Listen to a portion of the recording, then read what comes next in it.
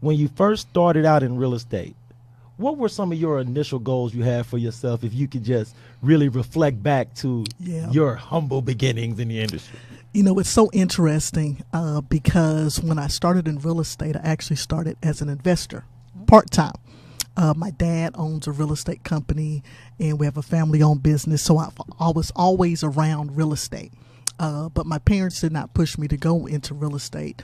When I graduated from college, I started in corporate America, and I started buying properties, though. I, of course, got my real estate license. It's what we do in our family. You turn 21 and you get your real estate license. Absolutely. So I started buying properties and flipping properties.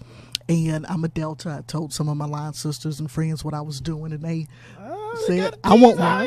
Can you help me do it? Right. So then I had a couple of clients. Those were my first clients, were friends and family. And that exploded. And after 2 years in real estate, I was making more part-time in real estate, helping people build wealth through real estate than I was in corporate America. So I made it official, and I left, and that's been 18 years. I haven't been back yet.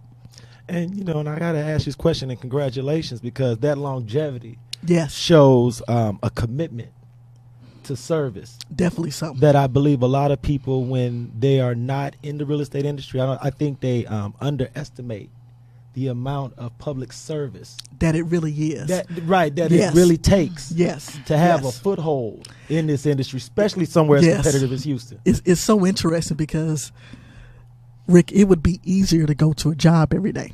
It would be. Be a lot less stress. You know, Ms. Hawkins, Yes, indeed. it would be so much easier, in my opinion, if I did just work back in corporate America. But it's not as rewarding. And once I got a taste of helping people, particularly in real estate, I personally believe everything is real estate. This building that we're sitting in is real estate. When you get on the freeway, it's real estate. Where you live is real estate. Where you work is real estate. Everything is real estate. So I think it's just such a powerful tool.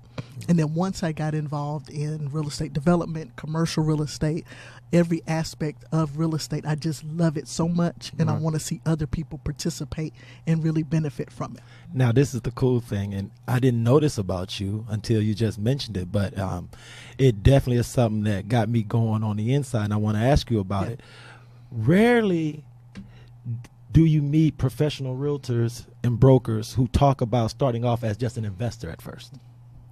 Because normally, you know, you get in, you get your license, and then you see certain aspects of real estate that you can take advantage of to build your own network and generate some generational wealth for your family. But considering that you got into the industry as an investor first, when you meet those people who potentially want to become investors or potentially want to be real estate pros, what do you focus on when you're talking to them about motivation, inspiration, and how to set some short-term goals to get them to the space that they want to be in? Right.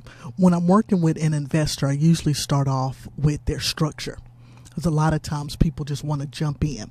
And if you approach real estate like a business, it will pay you like a business. So I really focus when starting off with investors on their structure.